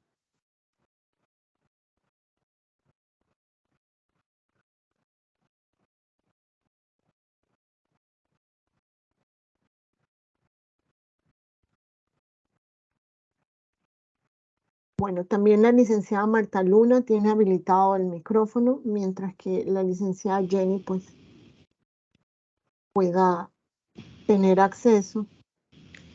Gracias, Iliana, a Oscar y a la licenciada Leida. Hay algo que me inquieta porque en algún momento se sintió como que es raro que un abogado no haga un ROS. Y sí quiero dejar claro que habemos abogados que, primero, nunca recibimos dinero en efectivo. Y segundo, si mi perfil de cliente es un perfil de cliente transaccional, que sus operaciones, yo estoy clara de qué está haciendo y cómo las está haciendo, yo no tengo por qué hacer un ROS. Yo tengo que hacer un ROS cuando ese mismo cliente hace algo fuera de su rutina, que puedo enterarme directamente porque me lo consulta, porque me hace una pregunta que tiene algo de rara, porque tiene una conexión con alguien que me pueda inquietar a mí como agente residente y que debo alertar. Pero si mis clientes, yo sé perfectamente en qué se están desenvolviendo. Por ejemplo, voy a ponerte este ejemplo. Tengo un cliente que tiene una sociedad anónima, que tiene 2 apartamentos y que los alquila, pero que cuando los alquila hace su debida diligencia, son a personas o a familias que están perfectamente identificadas en Panamá, que tienen sus permisos y sus cosas en regla, que tienen una carta de referencia de trabajo. Yo no le veo porque yo tengo que hacerle una alerta de un ROS si no está pagando en efectivo, si no está haciendo nada y que yo sé a qué se está dedicando mi cliente.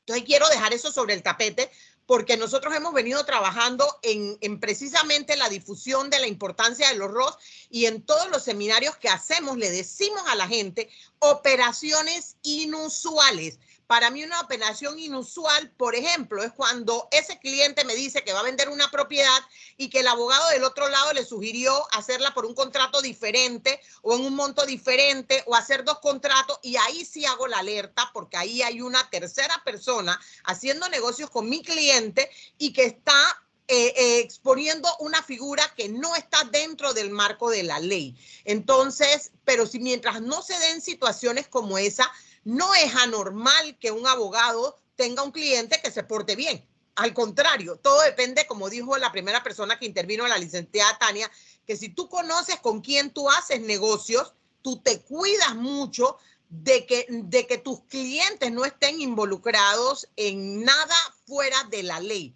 Y si hay algo sospechoso o que puede causarnos ansiedad porque no se hizo del lado del cliente la debida diligencia, que aquí es el nuevo rol que nos han dado a los abogados, los que no son abogados que han manejado temas financieros, para esta nueva rutina es completamente inusual para ellos, y sí es importante despertar conciencia de que ya yo no puedo hacerle sociedades a cualquier persona.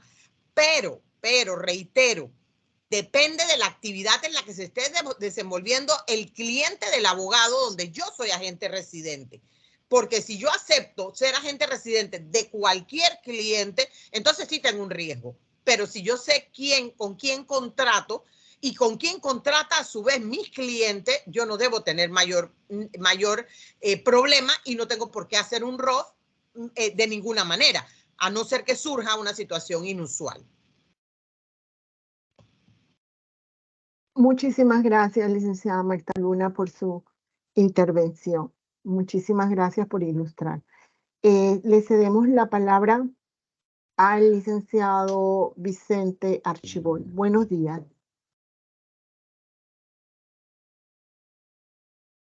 Los felicito por el seminario, muy completo, bastante gráfico, sobre todo para mí, porque en este momento yo tengo clase en la Universidad de Panamá y mis estudiantes estaban compartiendo, pues, no el video, pero sí el sonido, dado que no encontré el mecanismo de cómo facilitar de ver las exposiciones y la diapositiva. Y es la razón por la que me gustaría tener acceso a las diapositivas, porque los estudiantes están interesados en poder ver el seminario completo nuevamente con todas las diapositivas, porque solamente pueden escuchar la intervención. Entonces, no teníamos dos aparatos, uno para ver y otro para acceder. Pues fue la dificultad que tuvimos. Y me gustaría, si me pudiesen, por favor, hacerlo llegar para yo compartirlo con los estudiantes que están ávidos de ver la exposición completa, tanto de don Oscar como de doña Leila. Sería solamente mi petición. Buen día. Buen día, licenciado Archibol. Con todo gusto. Una vez se acaba esta capacitación, nosotros procedemos a bajar los videos. Lo más seguro que ya será en horas de la tarde o mañana muy temprano. También puede tener acceso a toda la presentación a través del canal de YouTube de la Superintendencia de Sujetos No Financieros. También los compañeros Oscar y Aleida, ellos van a compartir la presentación para todo aquel pues que desee volver a revisar alguna de las diapositivas. Muchísimas gracias por su intervención, licenciado Archibol. Y en cuanto a la pregunta que se hacía de cuándo se aplica un examen especial, pues de conformidad con lo que establece el propio artículo 41 de Ley 23, allí se establece pues que todos los sujetos obligados, tanto financieros como no financieros, deben examinar, ¿no?, de una forma especial cualquier tipo de relación, transacción u operación, independientemente del monto o de la cuantía que se pueda estar realizando, pues cualquier hecho que se considere inusual. Así pues, en principio es lo que habla el propio artículo. Allí también se señala pues que para esos efectos hay que tener en cuenta algunos aspectos como la de examinar cuáles son todos los antecedentes, los propósitos de las transacciones que se hayan ido realizando. Es importante todo esto dejarlo documentado por escrito en cada uno de los expedientes que ustedes pues así lleven, ya sea en físico o en digital, ¿no?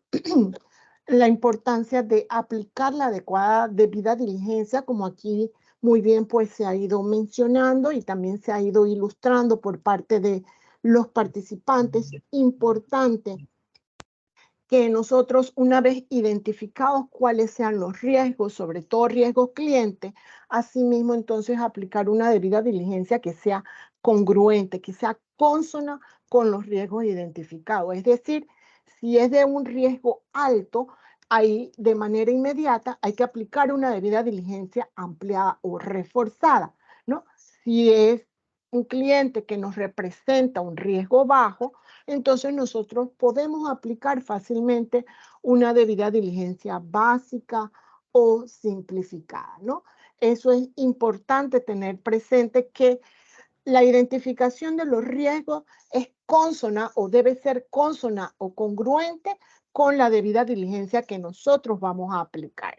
Eso es así de importante, ¿no? Y por último, como también pues aquí volvió y se recalcó la importancia de consultar las listas restrictivas, vinculantes o de control. Esto pues es en lo que respecta a un examen especial. Si ya ustedes están observando ciertas inusualidades en alguno de los clientes, pues allí entonces usted debe aplicar un examen especial. No sé si he logrado contestar la pregunta que se estaba haciendo con relación al examen especial.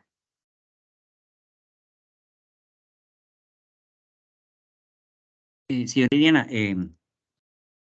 para ampliar un poquito relativo al examen especial, es muy importante que la gestión que se logre materializar durante ese ejercicio se custodie en un expediente. Toda esa investigación adicional que se hace en cada caso, a razón de que se logre identificar un hecho o una operación inusual, debe quedar en buen resguardo. Vale la pena mencionar que cuando los distintos supervisores y coordinadores hacen las supervisiones, les van a hacer la pregunta. ¿Ustedes han llevado a cabo algún examen especial? Y se dicen que sí, es imperativo que eso quede evidenciado. En adición, cuando ya se inicia un examen especial, que ojo, no significa que luego del examen especial resulte en una transacción, en un reporte a las autoridades.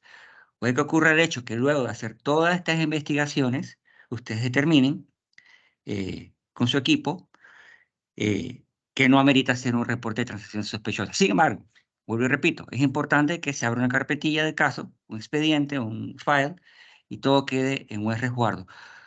A futuro, ¿qué ocurriría si esa persona o ese cliente jurídico vuelve a caer en una operación inusual?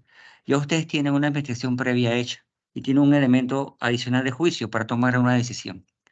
Ya sería un cliente recurrente, pues, y es una causa suficiente para entonces ya pensar ser mejor en hacer un reporte de transacciones sospechosas.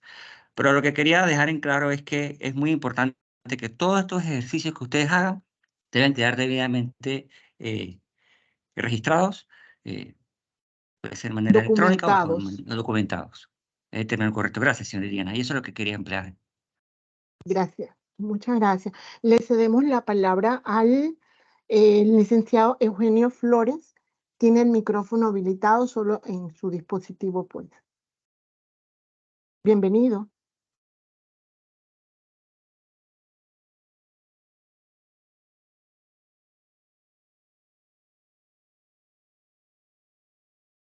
Yo creo que tiene el micrófono apagado, señora Liliana. Él ya tiene permitido el micrófono. Él solamente en su computador.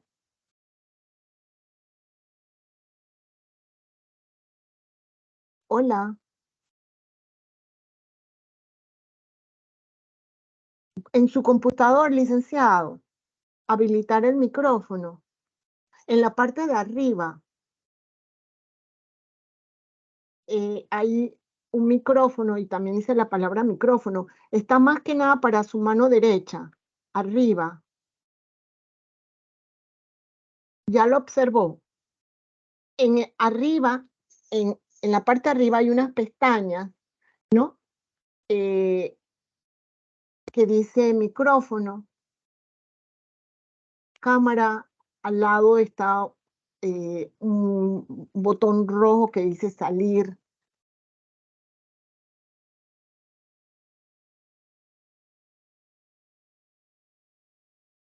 De igual modo, el licenciado nos puede hacer las consultas a través del chat, la leemos y también pues le podemos dar respuesta a las mismas. Por otro lado, pues agradecemos que por favor todos aquellos que no hayan logrado llenar el formulario de registro, si están interesados en que se le extienda el certificado de participación, por favor nos los llenan y así nosotros le enviamos el certificado correspondiente. También pues si tienen alguna consulta, nos pueden escribir a capacitaciones, termina en S, @ssnf.gov.pa, ¿no? Y con muchísimo gusto, pues, nosotros también allí le podemos apoyar en alguna consulta que tenga. No sé, licenciado Flores, si pudo deshabilitar el micrófono. O nos escribe, con muchísimo gusto le podemos absolver la duda o la consulta que tenga.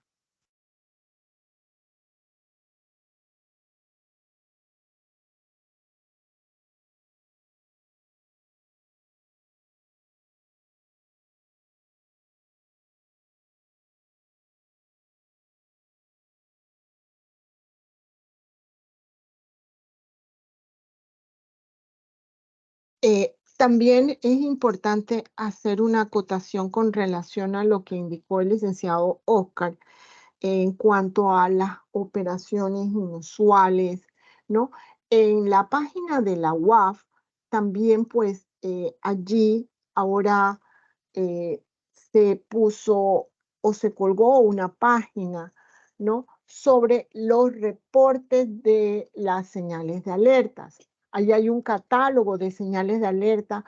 Los exhorto a que pues consulten todas estas literaturas, tanto las que hay también en la página de la superintendencia, y pues cualquier señal de alerta que a ustedes les llame la atención, pueden también hacer los reportes correspondientes ante la UAF. No necesariamente tiene que ser un ROS o no, para que ustedes hagan un reporte. También pueden hacer un reporte de alguna señal de alerta, algo que dentro de sus matrices o sus indicadores, su mapa de calor, les indique que algo pues ya no está dentro de lo regular para ustedes.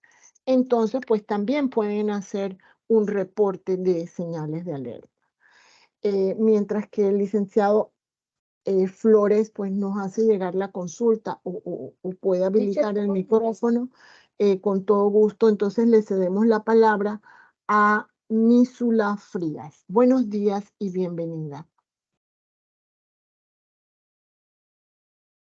Buenos días, licenciada. Para que envíen, para poder anotarse dentro del formulario, lo que pasa es que he tratado de escribir al chat y me sale como que hay un error y no me deja solicitarle mediante escrito que envíen el formulario para llenar los datos.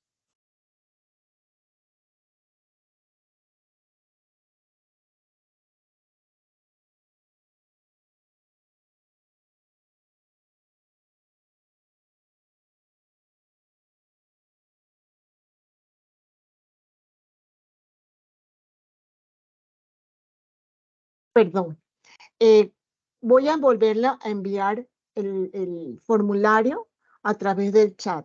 Cualquier inconveniente, ya se lo acaban de enviar. Cualquier inconveniente que usted tenga, pues de enviarlo por allí mismo, por esa vía, o cualquier situación que tenga, nos puede escribir con mucho gusto a capacitaciones, termina en S, @ssnf.gov.pa,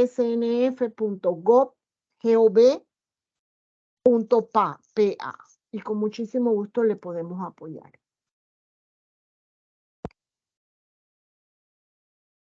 Vamos a ver si el... Para teacher, ya copió el código por ahí.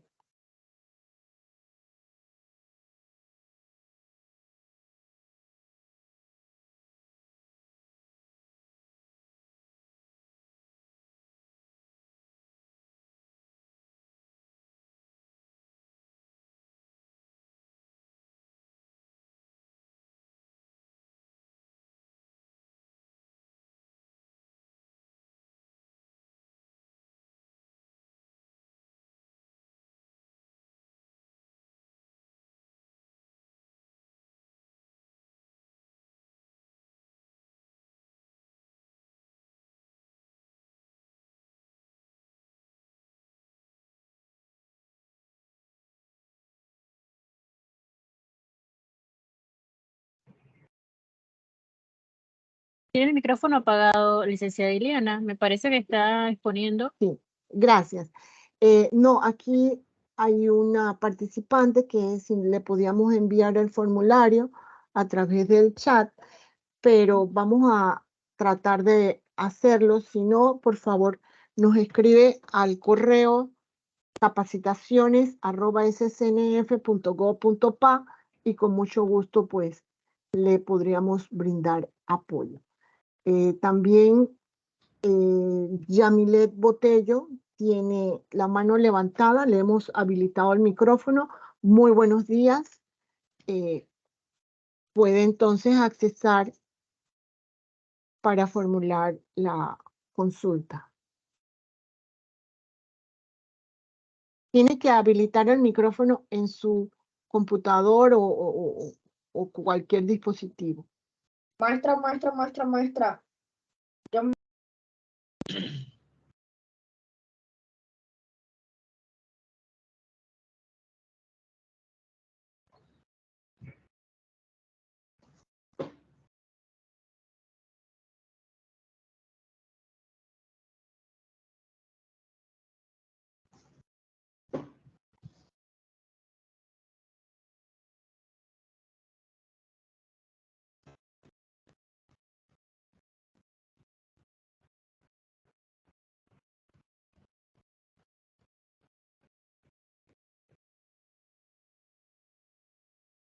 Dice una consulta en el chat.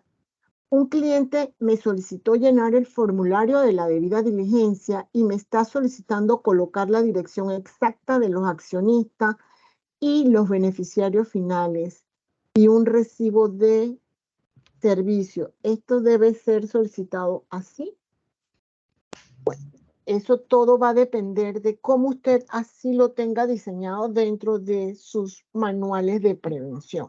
Nosotros somos muy respetuosos de cómo de cada uno, como sujeto obligado, tenga diseñado cuáles son las políticas o los procedimientos que va a utilizar para todo el tema de aplicar las debidas diligencias, los controles o los mitigantes, ¿no? Lo importante es que usted así sí lo deje documentado dentro de sus manuales de prevención. Si usted lo tiene así como dentro de sus políticas, un formulario para cada uno de sus clientes en temas de debidas diligencias y a su vez usted va a verificar la información solicitando documentaciones, perfecto, ¿no? Lo importante es que sí así usted lo tenga consignado dentro de su manual de prevención. Bueno, licenciado Flores, si usted nos puede escribir su consulta, con mucho gusto, pues le daremos entonces una respuesta por los inconvenientes que ha tenido para poder entonces tener participación a través del micrófono. Su micrófono estaba deshabilitado y con mucho gusto pues podemos nosotros tratar de apoyar en cuanto a la consulta que usted a bien tenga. De igual modo, agradecemos a los expositores en la mañana de hoy, a la licenciada Leida Mendoza, al licenciado Oscar Pascual, así como la disponibilidad del tiempo de cada uno de ustedes. En nombre, pues, de la licenciada Daira Carrizo Castillero, quien es la superintendente, agradece a todos la participación en la mañana de hoy. Muchísimas gracias y que